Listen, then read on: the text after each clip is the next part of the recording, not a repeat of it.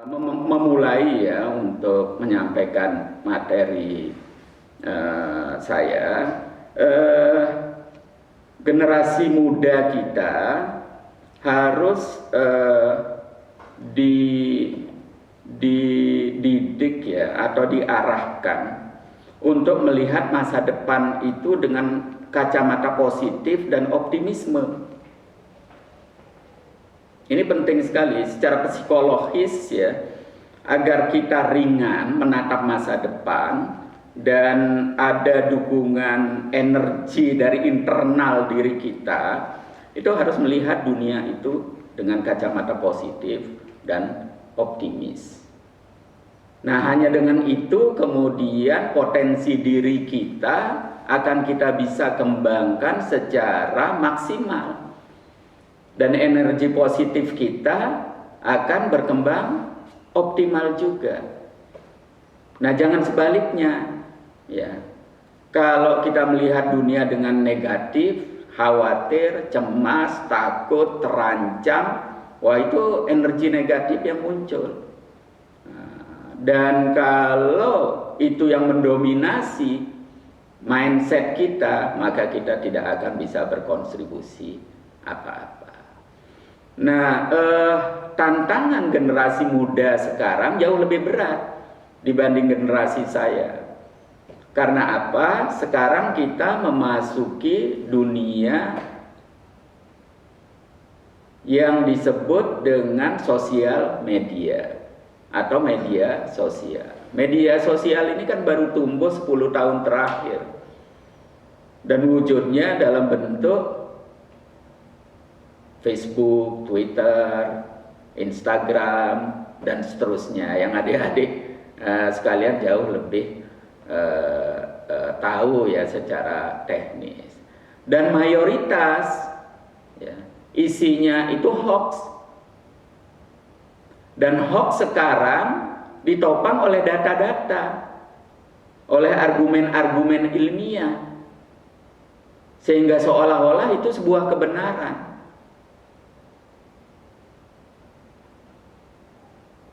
Dan mayoritas narasinya negatif, permusuhan, kebencian, kemarahan.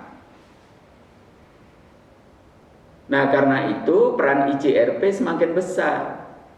Karena kita dituntut tidak hanya untuk diri kita, tetapi juga bagaimana mengimbangi narasi-narasi seperti ini dengan narasi-narasi yang positif, optimisme, bersahabat, sehingga kita bisa memberikan kontribusi bagi kehidupan bersama, termasuk kehidupan berbangsa dan negara. Dan lebih dari itu, kita harus juga memberikan kontribusi terhadap perdamaian dunia. Karena dunia terasa semakin sempit. Sekarang borderless kalau kita bicara masalah IT. Coba sekarang bisa dirasakan. Ya, kita pakai video call, ya, pakai WA gratis, pakai Zoom mudah sekali.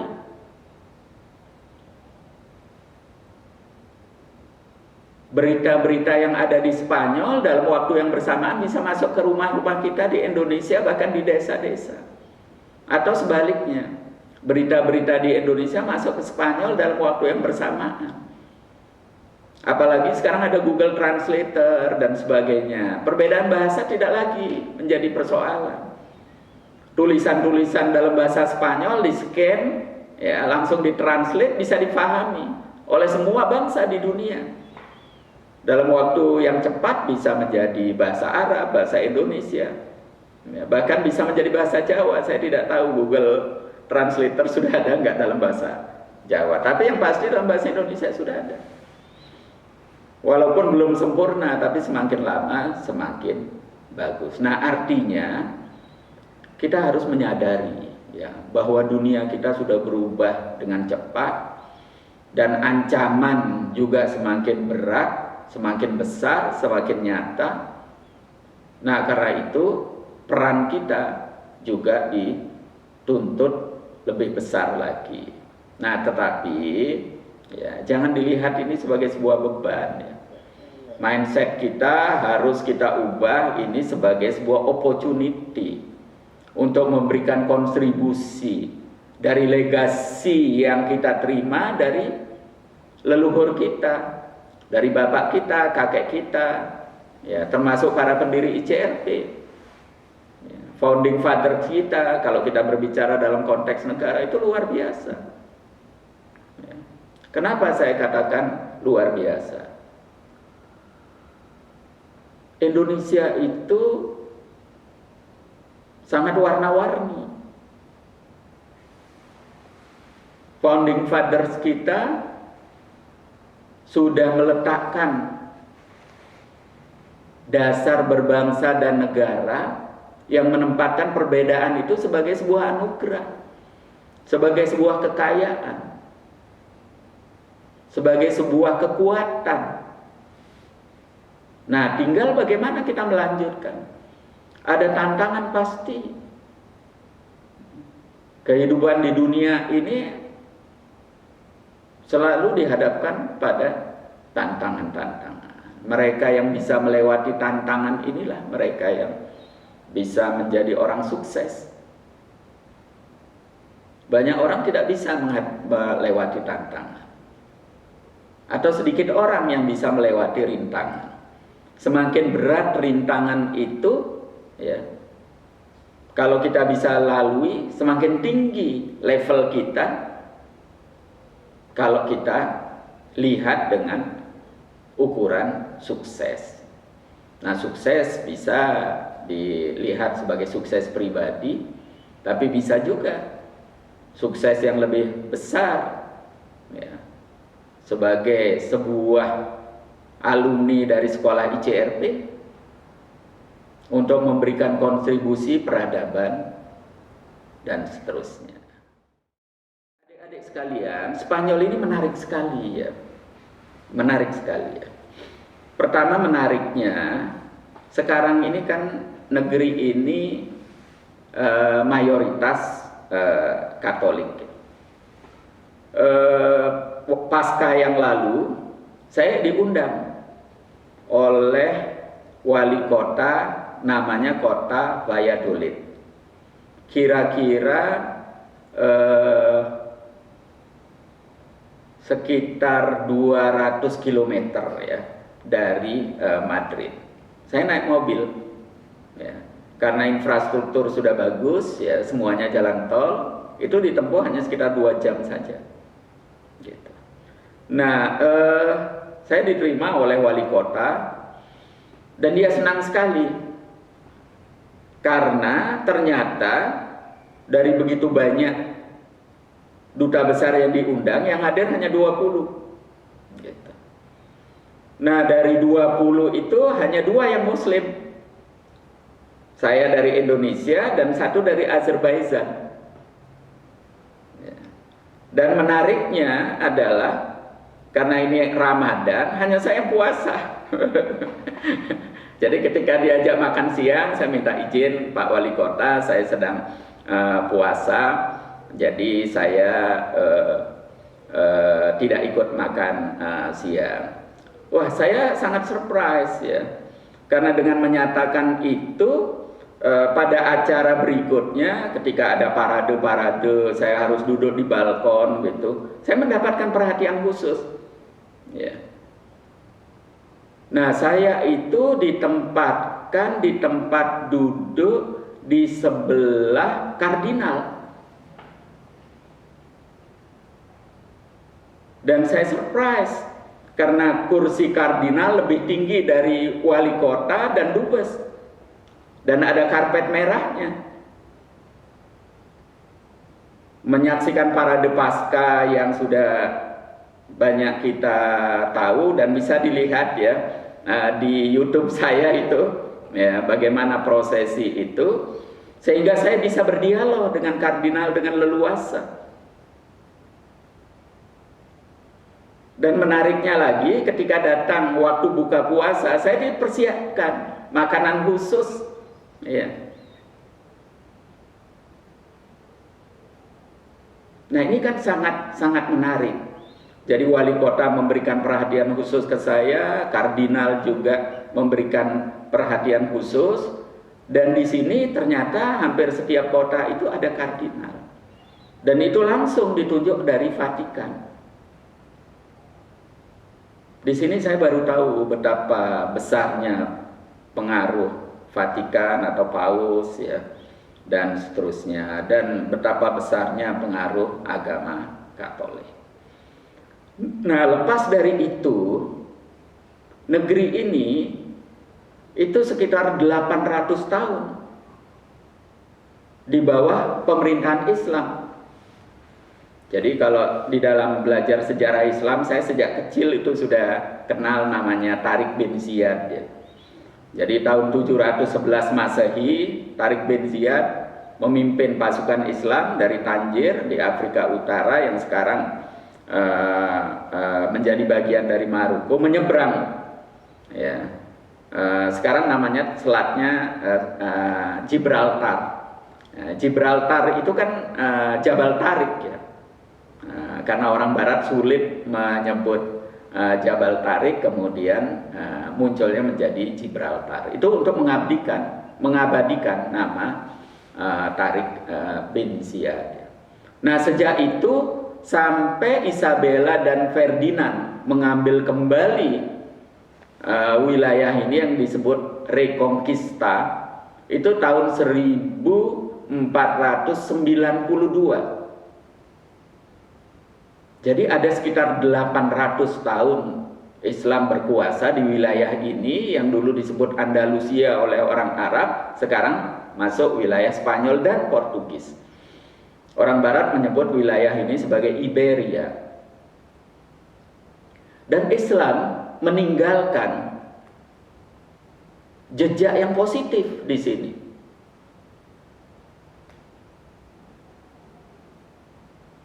Di beberapa YouTube saya juga saya kisahkan bahwa Renaissance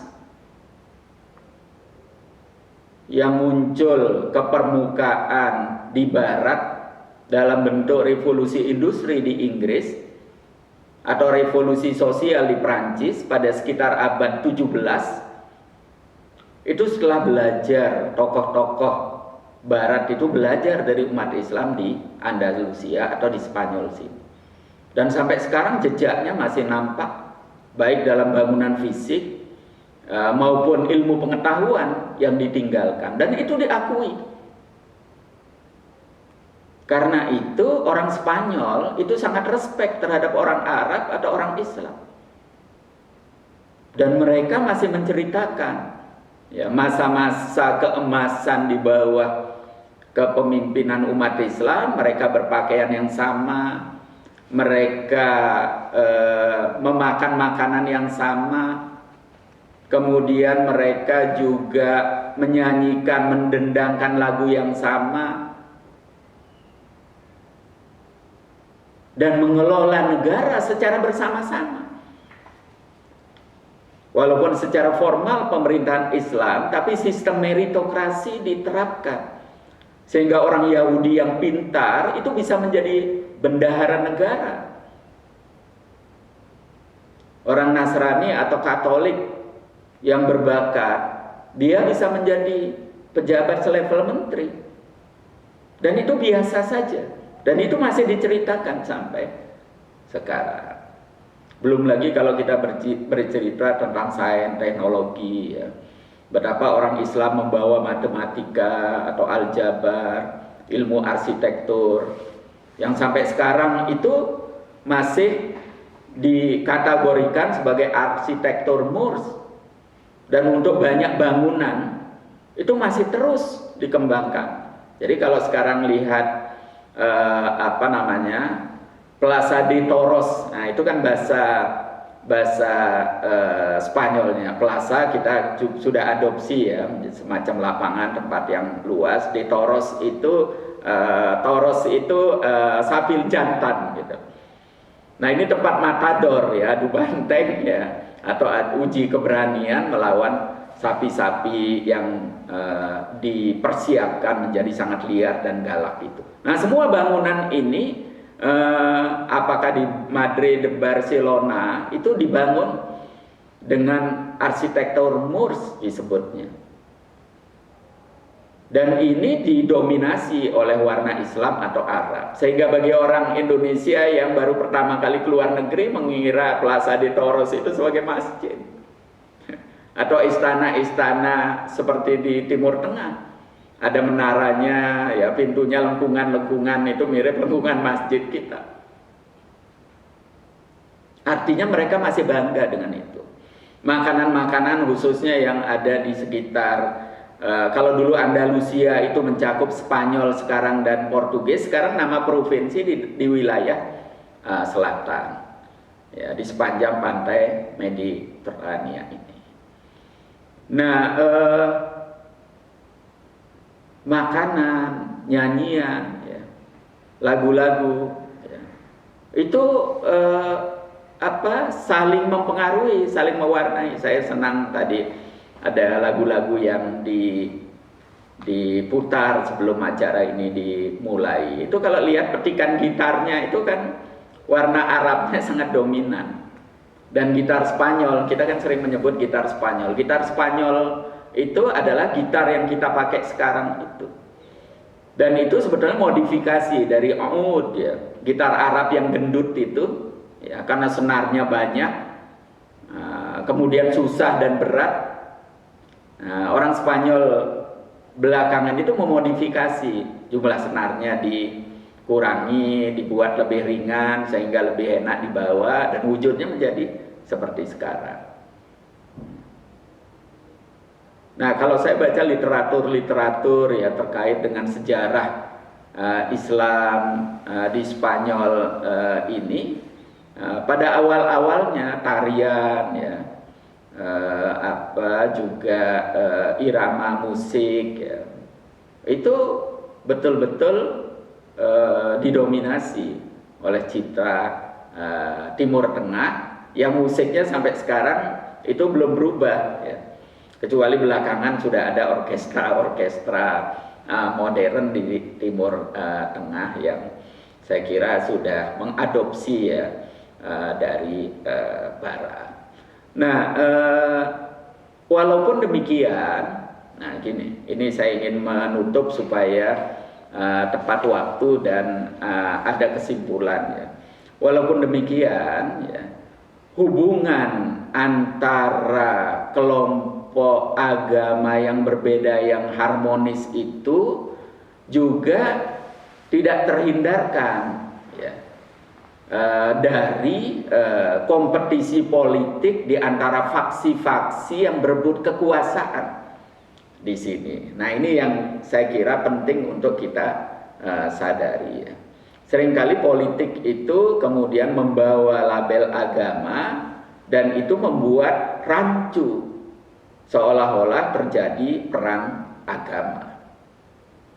Karena civil war baik di masa Islam maupun di masa pasca Islam terjadi di Spanyol ini adalah pertarungan antara kekuatan politik. Di masa Islam pertarungan itu tidak hanya antara kelompok Islam dengan Kristen, tidak begitu, ya. Tapi terjadi juga di antara kelompok Islam sendiri, dan itu jauh lebih keras. Karena saya menemukan bukti-bukti, ya, kalau pertarungan antara Islam dan Kristen itu bangunan-bangunan nggak sampai rusak, paling cuil-cuil sedikit. Tapi pertarungan di antara kelompok Islam sendiri itu bangunan bisa rata dengan tanah. Nah, nanti Romo kalau ke sini akan saya antar ke Az-Zahra namanya. Itu istana yang dibangun Abdurrahman III. Ini cucunya Abdurrahman Ad-Dakhil. Nah, ini bagi teman-teman ICRP kan nanti akan mengadakan pistrin di Jombang, ya. Namanya Gus Dur itu nama aslinya Abdurrahman Ad-Dakhil. Abdurrahman Ad-Dakhil inilah yang membangun peradaban modern di masa Islam yang memberikan kontribusi luar biasa, bukan saja bagi bangsa Spanyol tetapi bangsa Eropa secara keseluruhan, yang kemudian bermuara pada Renaissance itu. Nah, nama Gus Dur saya yakin tidak kebetulan ya namanya Abdurrahman Ad-Dakhil itu, karena ayahnya seorang tokoh agama yang pernah menjadi menteri dan kakeknya pendiri NU, tahu betul sejarah ini dan memberikan nama Gus Dur Abdurrahman Ad-Dakhil ini termotivasi oleh Abdurrahman Ad-Dakhil yang membangun peradaban di Spanyol di masa keemasannya. Jadi tradisi orang Arab itu sampai sekarang kalau mengambil nama berikutnya itu ada Abdurrahman I, ya, Abdurrahman Ad-Dakhil itu, kemudian Abdurrahman II, Abdurrahman III. Seperti di Maroko sekarang ada Raja Hasan itu, tidak tahu sudah Raja Hasan ke-8 atau keberapa ya. Di Jordania juga Raja Abdullah itu Raja Abdullah kedua. Nah begitu juga di sini. Abdurrahman III yang membangun istana baru ya, di luar Cordoba yang lama itu namanya Az-Zahra. Kira-kira sekitar 15 kilometer dari kota Cordoba sekarang. Itu rata dengan tanah. Nah dalam konteks ini kita harus berterima kasih kepada pemerintah Spanyol saat ini, karena pemerintah Spanyol melakukan penggalian arkeologi dan kemudian merekonstruksi kembali, tapi tidak dalam bentuk fisik, dibuatnya diorama. Nah dioramanya ini bisa dilihat sekarang dan itu menggambarkan betapa indahnya istana itu dulu, bagaimana kehidupan ya, khalifah atau sultan atau emir ketika menerima tamu-tamu wakil negara lain atau duta besar negara lain, bagaimana kehidupannya, harmoninya, pakaiannya, itu bisa kita lihat nyata. Nah ini sekarang menjadi daerah turisme yang sangat menarik. Mungkin saya ingin akhiri ya dengan memberikan catatan sepanjang sejarah dan sampai saat ini saya perhatikan memang dunia politik ini punya logika sendiri. Sementara semangat religiositas para tokoh-tokoh agama seringkali tidak sejalan. Ya, tokoh-tokoh agama ini kan yang non politik ya saya maksud, lebih pure ya, orientasi idealis, kebaikan bersama, jangka panjang ya. Nah sementara tokoh-tokoh politik ini mikirnya jangka pendek ya. Bagaimana meraih kekuasaan secepatnya dan sebanyak-banyaknya. Dan dalam konteks kalau kita bicara pemilu, pikirannya dari satu pemilu ke pemilu berikutnya. Sehingga Buya Syafi'i Ma'arif itu suka menggunakan istilah rabun ayam ya, untuk menggambarkan ya, para politisi seringkali tidak berpikir jangka panjang dan seringkali juga mengorbankan kepentingan bersama dan kepentingan jangka panjang. Nah ini yang kita harus sadar, khususnya bagi anak-anak muda ya, tantangan memang tidak mudah, khususnya yang datang dari dunia yang berbeda, yaitu dunia politik, tetapi tidak ada batas yang jelas ya di antara keduanya, sehingga seringkali juga campur aduk dan bagi masyarakat awam tidak mudah membedakan atau memisahkan. Interaksi untuk saling mengenal dari dekat itu, sehingga kemudian saling mengerti ya. Kalau tidak kenal katanya kan tidak sayang ya. Dengan pengertian itu kita menjadi lebih arif, lebih bijaksana dalam menyikapi segala sesuatu yang terjadi secara rasional, proporsional, tapi juga dengan respectness ya, dengan rasa menghargai perbedaan-perbedaan yang ada. Di samping juga harapannya tentu bisa memahami lebih lanjut. Nah ini memang proses tidak mudah ya. Karena itu harus dimulai sejak dini ya, dan dimulai dari hal-hal yang kecil dan sehari-hari. Masyarakat Spanyol seperti masyarakat Eropa atau masyarakat Barat pada umumnya. Jadi di Spanyol ini urusan agama itu menjadi masalah pribadi. Paling tinggi menjadi urusan komunitas. Nah, karena itu negara tidak akan masuk wilayah ini. Ya, itu undang-undangnya seperti itu, dan itu dihormati. Nah, karena itu negara bersikap yang sama terhadap semua kelompok agama. Ya, tidak memberikan dukungan dalam arti misalnya anggaran, budget, tapi juga tidak membatasi aktivitas individual maupun kelompok masyarakat, termasuk kelompok agama. Jadi urusan agama paling tinggi diurus oleh komunitas agama itu sendiri. Nah, aktivitas individu maupun aktivitas komunitas itu tidak sepanjang tidak mengganggu individu yang lainnya atau tidak mengganggu komunitas yang lainnya, itu tidak ada masalah. Nah, kira-kira toleransi di sini seperti itu.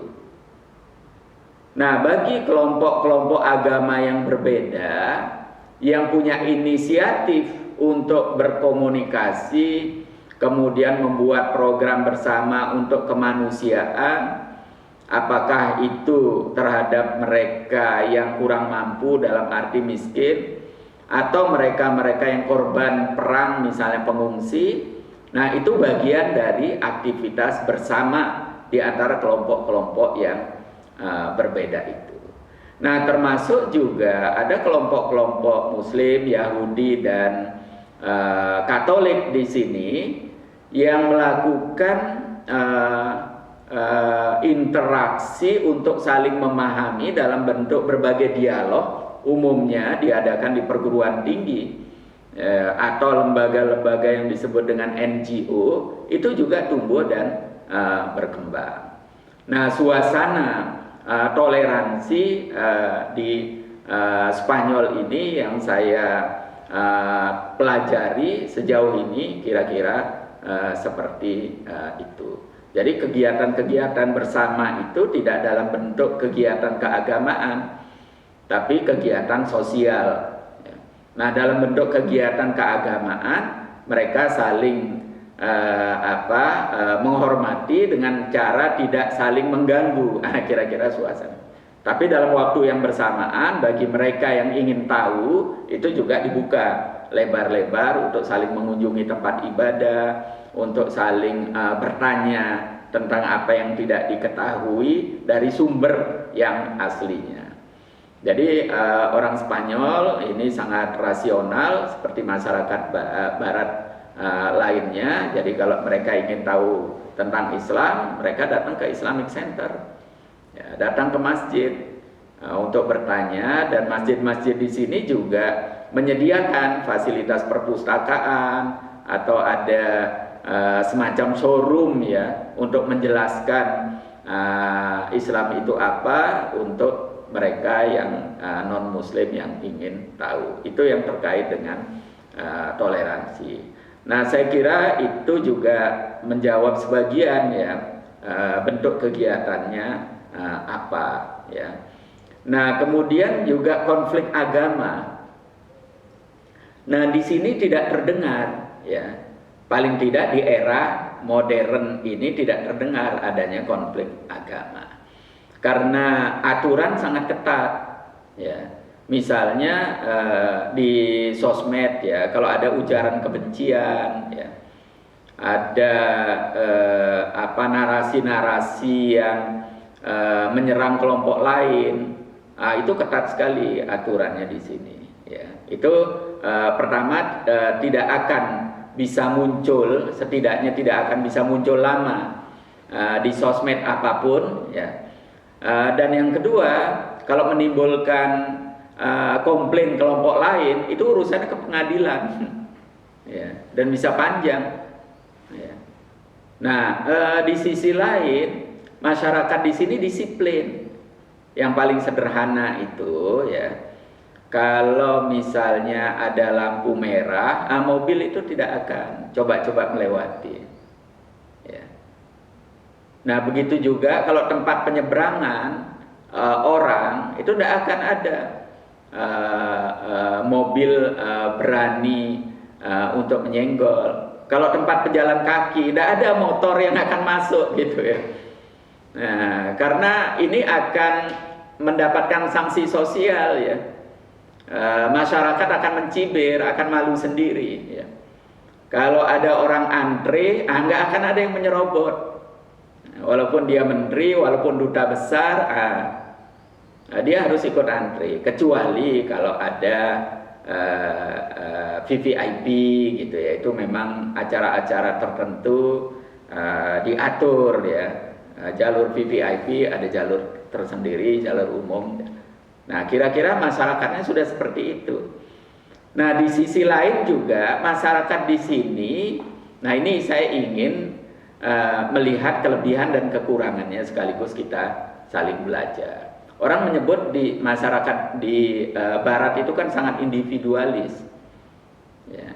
Nah, sebetulnya saya ingin menggunakan bahasa yang lebih positif ya, agar kita bisa memetik pelajaran. Tiap orang itu concern dengan urusannya sendiri, ya. Tidak peduli dengan urusannya orang lain. Nah, sementara masyarakat Indonesia kelebihannya kan guyup, ya. Sensitivitas sosialnya tinggi, tapi pada saat yang bersamaan usil terhadap urusan orang lain, gitu. Karena itu acara-acara silet, ya, itu kan sebetulnya ngerumpi ya. Di TV, sekarang di sosmed, wah isinya ngerumpi banyak sekali. Nah, itu banyak yang tidak produktif karena usil dengan urusan orang lain, dan itu muncul dalam sosmed yang kemudian menjadi sampah, berisik tapi tidak memberikan manfaat apa-apa. Nah, ini saya kira kelebihan dan kekurangan ya. Kita punya kelebihan ya karena solidaritas sosial menjadi tinggi, tapi kelemahannya juga menjadi usil urusan orang lain gitu. Yang tidak produktif, menyita waktu dan tenaga, bahkan menimbulkan energi negatif. Tapi masyarakat Barat juga begitu ya, karena orientasi kepada pribadi itu sangat tinggi, kadang-kadang juga tidak terlalu peduli terhadap tetangga. Nah, ini positif negatifnya. Nah, sehingga dengan pola seperti ini di Barat, konflik sosial itu kecil sekali. Nah, kecuali kalau ada politisi-politisi tertentu yang ingin mendapatkan dukungan secara instan ya, dimanapun ya, saya tidak akan menyebut nama. Akhir-akhir ini kan banyak di Prancis ya, di Swedia ya, ada yang membakar Al-Quran. Itu kan sebetulnya perilaku para politisi yang ingin mendapatkan dukungan secara instan ya, dari satu pemilu ke pemilu yang lainnya, mengabaikan kepentingan bersama dan kepentingan jangka panjang. Dan itu terjadi tidak bergantung pada agama tertentu dan tidak tergantung pada negara tertentu. Di semua negara terjadi, termasuk di Indonesia.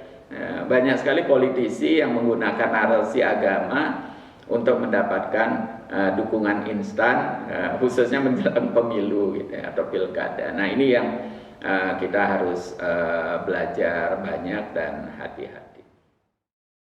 Di sini tidak ada gereja di kantor, tidak ada masjid di kantor, termasuk musola ya. Jadi betul-betul terpisah ya. Kehidupan profesional, apakah itu di institusi negara maupun di institusi swasta, sama sekali tidak ada yang memfasilitasi itu. Jadi terpisah. Jadi kalau ada masjid di tempat terpisah, ada gereja di tempat terpisah. Nah, hanya saja memang di sejumlah sekolahan itu ada khususnya sekolahan yang di bawah naungan swasta dan yayasan keagamaan. Itu ada bentuk chapel ya, atau tempat peribadatan kecil ya. Nah, begitu juga di sekolah-sekolah agama lain ya, yang memang di bawah yayasan. Swasta kan ada yang berbasis agama, ada yang tidak. Ya, nah di sini yang paling nyata itu yayasan-yayasan Katolik yang mengelola sekolah itu pasti ada tempat itu. Tetapi kalau di kantor pemerintah maupun perusahaan jelas tidak. Jadi kehidupan keagamaan itu terpisah sama sekali apapun agamanya. Jadi sebelum saya berangkat ke Madrid, dan ini untuk semua duta besar, kita di camp gitu selama sekitar seminggu, itu diberikan pembekalan dalam acara yang disebut dengan Lintas Nusantara. Nah, kalau saya sederhanakan dalam pembekalan itu, KPI ya, Key Performance Index, ukuran keberhasilan seorang dubes itu ada 3. Yang pertama ekonomi, yang kedua ekonomi, yang ketiga ekonomi juga. Nah, yang dimaksud ekonomi itu ada 4. Yang pertama bagaimana mendatangkan investasi. Kemudian yang kedua bagaimana meningkatkan perdagangan dalam arti ekspor impor. Kemudian yang ketiga bagaimana meningkatkan turisme. Dan yang keempat sebentar ya, perdagangan, investasi, turisme, 3 saya kira. 3. Nah, karena itu saya harus prioritaskan itu. Nah, hanya saja kalau berbicara ekonomi, ada yang bisa ditampilkan, ada yang tidak boleh. Karena kalau berurusan dengan pengusaha, mereka tidak mau. Ya, karena persaingan kan juga keras. Ya, saling ganjal, saling menghalangi di tingkat bisnis itu tinggi. Nah, saya harus jaga mana yang boleh dimunculkan ke permukaan, mana yang tidak. Kalau saya mengunjungi perusahaan-perusahaan industri-industri besar, saya munculkan. Kalau saya menghadiri pameran, saya munculkan. Tapi kalau pengusaha-pengusaha yang minta dimediasi antara pengusaha Spanyol dengan pengusaha Indonesia, tidak saya munculkan. Karena itu bisa mengundang pengusaha lain untuk dalam konteks persaingan. Saya harus jaga itu. Nah, yang lain, saya ini seorang guru, ya, seorang aktivis, ya, ingin berbagi pengalaman, ingin berbagi visi, ingin berbagi mimpi, dan ingin mengedukasi masyarakat, ya, terhadap berbagai hal, ya, baik hal-hal yang sifatnya etis, ya, terkait dengan moral maupun terkait dengan spiritual, ya, dalam arti umum, ya. Kalau kita bicara spiritual dalam arti universal, itu kan semangat semua agama itu sama, ya. Ada common values yang kita bisa gerakkan secara bersama-sama. Nah, saya ingin juga memanfaatkan ini untuk berbagi. Memang betul, tiap hari itu saya punya target. Satu video saya bagi, saya buat. Dan setiap video itu ada pesan-pesan moral, pesan etis, ya. Ada juga motivasi yang saya sisipkan, ya, walaupun dengan cara sederhana dan halus. Nah, ini karakter saya sebagai seorang guru yang tidak lagi bisa mengajar di sekolah atau di kampus itu. Saya lampiaskan gitu, ya. Saya tuangkan, saya artikulasikan ke dalam bentuk video. Mudah-mudahan ini bisa mengedukasi publik.